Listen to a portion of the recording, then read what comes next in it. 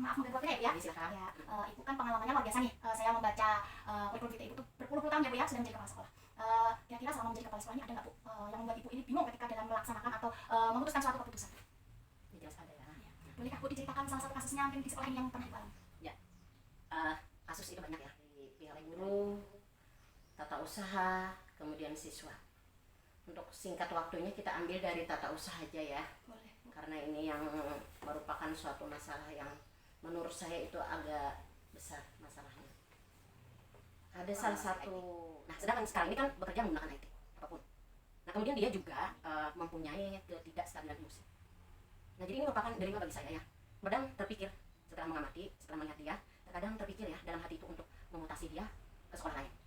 Tapi menurut hati nurani saya kadang berbicara, kasihan juga kan, masa artinya kita punya masalah dilemparkan ke orang lain. Berarti kan kita tidak menyelesaikan suatu masalah, bahkan itu menambah masalah ke orang lain. Jadi akhirnya saya berpikir bahwa karyawan saya itu harus saya bina, harus saya bimbing. Jadi yang pertama adalah langkah yang saya ambil adalah memanggil dia, ya, berbicara empat mata, ya, dari hati ke hati, supaya dia itu mengerti dan paham bahwa tugasnya itu harus bagaimana. Nah langkah ini adalah kita menyarankan kepada dia untuk mempelajari IT ya, agar bisa melakukan tugasnya tadi.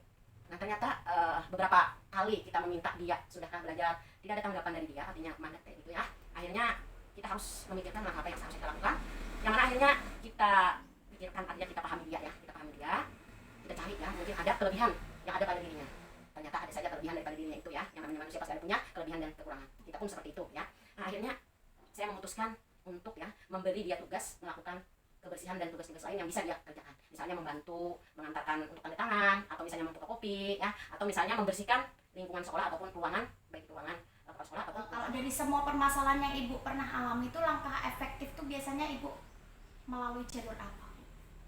Yang pertama adalah kita akan komunikasi ya dengan wakasik kesiswaan, kurikulum, kemudian dengan BP ya, karena itu orang yang paling dekat dengan kita dulu. Nah setelahnya andaikan kita artinya masih kurang puas ya dengan pendapat mereka, nah saya kadang berbicara dengan para guru yang artinya memang memerlukan keputusan yang sebaik-baiknya. Melalui kegiatan apa Bu? Boleh tahu Bu? Bisa kita lakukan dengan rapat ya. Nah karena memang sudah terjadwal ya, dalam setiap bulan itu kita menjadwalkan untuk rapat untuk mengevaluasi ya dari kegiatan kita dalam proses belajar mengajar. Misalkan Ibu mau membuat sebuah keputusan nih Bu, adakah yang biasanya Ibu selesaikan di waktu itu atau perlu waktu yang lain begitu Bu? Itu tergantung kasus yang dialami ya. Kalau memang kasus itu meminta kepada kita untuk segera diselesaikan, maka kita artinya harus mengambil keputusan hari itu juga. Kira-kira Bu, dalam pengambilan keputusan itu ada faktor-faktor kah Bu atau orang kah yang membantu untuk memutuskan hal tersebut? Iya pasti ada lah, kita tadi kan bisa kita bawa dalam rapat kan. Tentu di situ artinya pendapat-pendapat banyak kan, dari para guru, dari tata usaha, kemudian guru BP tadi kan, dengan wakil kita tadi kan. Nah di situ kan mereka artinya masing-masing mengemukakan pendapat, karena biar bagaimanapun kita ini mampunya ya, setiap permasalahan itu pastilah kita menyelesaikan dengan orang-orang lain, artinya dengan rekan kita ya. Nah di situ kan akan tergambar nanti ya adanya kebersamaan kita, kemudian keterbukaan, kemudian kekeluargaan, serta kerjasama kita. Nah jadi Bu, tantangan yang Ibu hadapi nih dalam membuat sebuah keputusan ini apa Bu tantangannya? Tantangannya kadang kan kita beda pendapat ya, kadang beda pendapat ya. Ada yang artinya mereka memaksakan kehendaknya bahwa pendapat dia yang harus diterima. Nah itu biasanya kita dengan adanya mereka seperti itu ya, maka kita akan lebih pendekatan kepada mereka, merangkul mereka, menjelaskan kepada mereka bahwa keputusan yang terbaik yang diambil dengan secara musyawarah mufakat itu adalah yang terbaik. Ini terakhir nih Bu, hikmah Bu. Kira-kira hikmah dari pengambilan keputusan itu seperti apa Bu? Kalau masalah itu sudah kita tempuh dengan cara bersama tadi, dengan kebersamaan, keterbukaan, ya, kemudian dengan kekeluargaan, dengan kerjasama, tentu hasilnya kan dihasilkan adalah merupakan musyawarah mufakat. Artinya keputusan yang diambil itu sudah merupakan keputusan bersama, bukan keputusan saya sendiri. Nah, kalau sudah dilakukan seperti itu, kita ya sebagai kepala sekolah merasa tenang dan merasa bahagia keputusan sendiri. Terima kasih Ibu atas waktunya dan juga jawaban atas pertanyaan-pertanyaannya. Kami undur diri. Ya, sama-sama. Minta izin untuk waktunya. Ya, Ya. silakan. Begini Pak, kami ini dari program Guru Penggerak akan melaksanakan wawancara terkait proses pengambilan keputusan. Begini Pak, selama Bapak menjadi kepala sekolah kurang lebih berapa tahun Pak? Kurang lebih 10 tahun. Luar biasa, 10 tahun tentunya banyak ataupun pengalaman yang bisa dibagikan kepada saya ya Pak ya.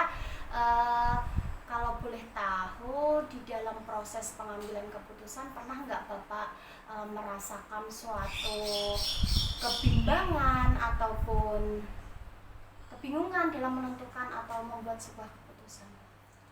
Ada tentu saja ada masalah kebimbangan, tapi kebimbangan itu tidak diputuskan melalui kepala sekolah, tapi melalui musyawarah dengan Bapak Ibu guru. Kasusnya adalah bahwa siswa itu sering tidak masuk sekolah disebabkan alat transportasi sudah tidak bisa dipakai lagi, yakni sepeda. Nah, sementara biaya untuk membaiki sepeda, uang tidak ada, karena maklumlah orang tuanya ya buruh kasar, untuk mencukupi kehidupan sehari-hari aja sulit. Nah, akhirnya kami melalui rapat Dewan Guru berkumpul untuk bisa menukarkan kembali sepeda, walaupun itu sepeda yang sudah Punya alat transportasi begitu Pak. Kemudian langkah-langkah yang Bapak ambil untuk mengatasi atau sebelum membuat keputusan tadi bagaimana? Kalau langkah-langkahnya tuh dulu mencari penyebab mengapa siswa itu tidak hadir. Nah, melalui guru BP atau ibu wali kelas untuk mendatangi ke rumah tersebut. Setelah diketahui masalah itu, lalu dibawa ke forum rapat. Nah, dari forum rapat itulah akan diambil suatu keputusan. Menurut Bapak yang selama ini Bapak anggap efektif dalam proses pengambilan keputusan itu adalah seperti apa Pak? Kalau dikatakan efektif itu tergantung permasalahan yang ada. Ya. Kalau itu sulit dan itu melalui risiko yang sangat sangat mengkhawatirkan kalau diputuskan oleh kepala sekolah, maka melalui Dewan Guru. Tetapi kalau itu masih bisa diatasi oleh kepala sekolah, maka tidak perlu melalui dengan Dewan Guru. Nah, menurut Bapak nih bagaimana Bapak tantangan apa yang Bapak rasakan? Kalau tantangan itu pasti ada, ya. Ada saja yang namanya Bapak Ibu guru tidak peduli dengan permasalahan siswa yang cuek-cuek aja, tetapi ada yang peduli. Nah, tapi karena kita keputusan itu melalui keputusan bersama, artinya rapat, maka mudah-mudahan yang cuek itu tadi, yang tidak peduli, dengan penjelasan dari kami itu bisa memahami poinnya. Biasanya Bapak dalam mau memutuskan suatu keputusan itu langsung ketika permasalahan datang atau perlu waktu Pak? Tadi berdasarkan sebelumnya itu tergantung masalahnya. Kalau masalah itu sangat penting, itu harus diputuskan segera. Dalam proses memutuskan perkara ataupun membuat sebuah keputusan itu Bapak ada nggak orang yang diajak berperan membantu? Ada lah Pak? Ya tentu saja ada. Ya, artinya yang bisa untuk diajak bisa membantu wakil kepala sekolah, wali kelas itu sangat berperan. Ya. Karena itu yang mengetahui permasalahan siswa yang ada di kelas. Kalau itu permasalahan sangat rumit, tadi kami bisa mendatangkan dari komite, karena komite itu salah satu. Dari hikmah ataupun pembelajaran yang bisa kita petik Pak terkait tentang proses pengambilan keputusan yang Bapak laksanakan ya Pak? Yang pertama kita harus melihat dulu kasusnya.